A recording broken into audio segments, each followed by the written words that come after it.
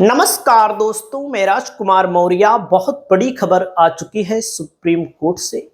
UGC के मुद्दे पर सुनवाई हुई और जब सुनवाई की गई सुप्रीम कोर्ट में तो दोस्तों इस नए कानून को स्थगित कर दिया गया, यानी कि रोक लगा दिया गया। अब इस मुद्दे पर मैं आप सभी साथियों को बताना चाहूंगा कि जब स्टे लग गया है तो इस पर अगली सुनवाई मार्च महीने में होगी। तब तक 2012 वाला नियम लागू रहेगा। आपको एक चीज यहां पर मैं बताना चाहूंगा, सुप्रीम कोर्ट ने तो स्टे लगा दिया है, सुप्रीम कोर्ट ने इतनी जल्दी सुनवाई भी कर ली, लेकिन यही सुप्रीम कोर्ट के चीफ जस्टिस हैं सीजेआई सूर्यकांत। 69,000 शिक्षक भर्ती के मसले पर सुप्रीम कोर्ट में लगातार सुनवाई टाली जा रही है। उस पर सुनवाई कब होगी? जब सुनवाई होती है तो जज गायब हो जाते हैं या तो सरकारी वकील गायब हो जाते हैं। इस पर लोग सवाल पूछ रहे हैं, जो कि दलितों के लिए, पिछड़ों के लिए, आदिवासियों के लिए शर्मिंदगी भरा प्रश्न है। इन्होंने कहा है कि आप एससी एसटी स्टूडेंट के लिए अलग हॉस्टलों की बात कर रहे हैं, ऐसा मत कीजिए। आरक्षित समुदाय में भी ऐसे लोग हैं जो समृद्ध हो गए हैं। कुछ समुदाय दूसरों की तुलना में बेहतर सुविधाओं का आनंद ले रहे हैं। दोस्तों यहीं पर यूजीसी क्या है, नए नियम सुप्रीम कोर्ट ने क्यों लगाई रोक, ये भी ध्यान दीजिएगा।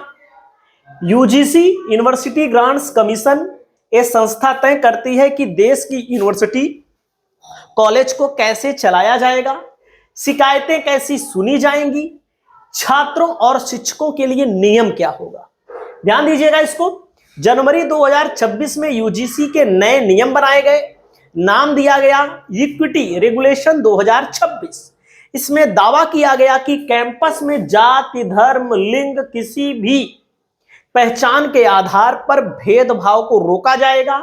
हर यूनिवर्सिटी में कमेटियां, हेल्पलाइन और शिकायत सिस्टम बनाने की बात कही गई, लेकिन यहीं से समस्या शुरू हुई। इस नियम में भेदभाव की परिभाषा साफ नहीं थी। यह भी साफ नहीं था किस पर कार्यवाही होगी, जांच कैसे होगी, झूठे आरोप से कैसे बचाव मिलेगा। आरोप लगा है कि नियम एक तरफा है, कुछ वर्गों को संरक्षण मिलता है, लेकिन सामान्य जनरल वर्ग के लिए समान शिकायत का अधिकार साफ नहीं दिखता। डर यह भी था कि कोई भी आरोप लगाकर किसी प्रोफेसर या छात्र को फंसाया जा सकता है।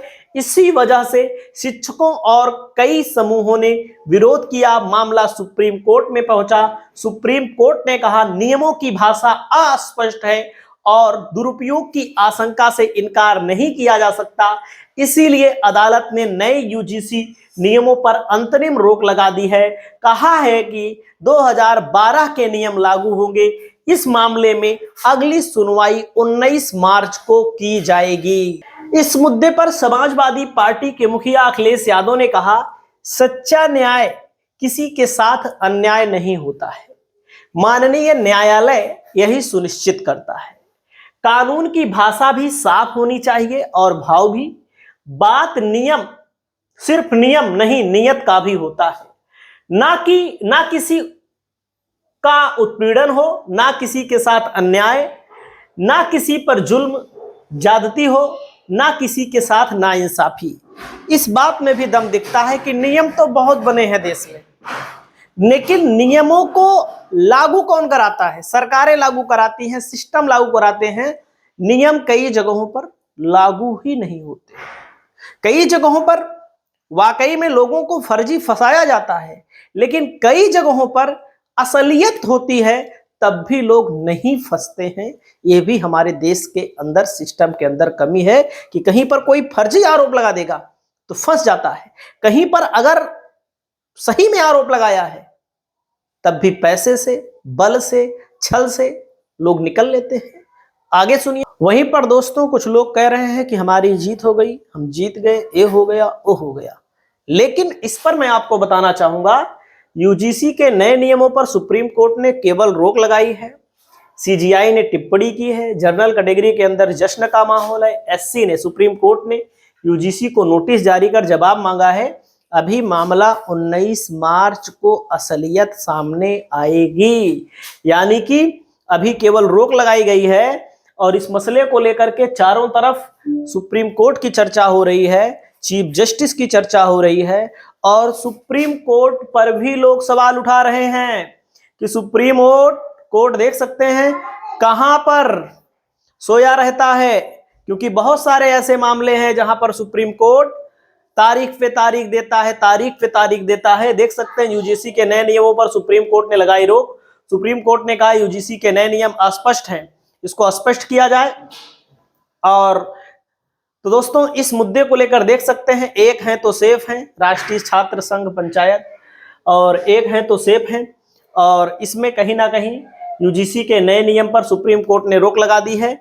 तो जश्न का माहौल है, एक तरफ दुखी का माहौल है, लोग दुखी हैं, लेकिन ये बात सत्य है भाई कि किसी को फर्जी नहीं फंसाया जाना चाहिए, क्योंकि तमाम घटनाएं सामने आती हैं, तमाम दहेज प्रथा के केस हैं जो आप लोग देखते हैं, फर्जी फंसाए जाते हैं। हमारे एक भाई साहब हैं, हमारे मित्र हैं, वो बेचारे सही सही फर्जी फंसा दिए गए हैं। जो फंसता है उसके ऊपर बीतता है, लेकिन भेदभाव भी नहीं करना चाहिए लोगों को। और सीजीआई सूर्यकांत के इस फैसले को लेकर आपका क्या कहना है, कमेंट करिएगा। नीट पीजी में अल्पसंख्यक कोटे के जुगाड़ पर सुप्रीम कोर्ट की सर्जिकल स्ट्राइक, सीजीआई बोले पुनिया होकर अल्पसंख्यक कैसे, बौद्ध धर्म के दावे को बताया धोखाधड़ी का नया तरीका। तो दोस्तों और क्या आप पुनिया हैं? जब सीजीआई सूर्यकांत ने उम्मीदवार से पूछा सीधा सवाल तो कहा फिर आप कैसे अल्पसंख्यक हो गए। तो सुप्रीम कोर्ट के मसले को लेकर के देख सकते हैं लोग अपनी राय दे रहे हैं, देख सकते हैं, सुनिएगा थोड़ा से। लेकिन सर आपको ध्यान होगा एससी को भी सुप्रीम कोर्ट ने हटाया था, लेकिन इस छोटी सोच की सरकार ने उसको दोबारा पारित करवाया विधानसभा में, लोकसभा में, राज्यसभा में, जहां भी इसकी मैंडेट होती है। तो इस सरकार की नीति पे कहीं ना कहीं लोग नीतियों रोक लगी है। अभी वोटिंग होगी सदन में, जब सदन में वोटिंग होगी तब देखा जाएगा क्या होता है, क्योंकि मेन असली अग्नि परीक्षा सदन में वोटिंग को लेकर है। क्योंकि सुप्रीम कोर्ट ने एससी एसटी एक्ट को लेकर भी टिप्पणी की थी, लेकिन फिर बाद में एससी एसटी एक्ट सरकार ने सदन में कानून पास कराया। देख सकते हैं यूजीसी विवाद पर सुप्रीम कोर्ट में सुनवाई हुई और इस सुनवाई को लेकर चारों तरफ चर्चाएं हुई और पूरा का पूरा देश सुन रहा था, देख सकते हैं यहाँ पर।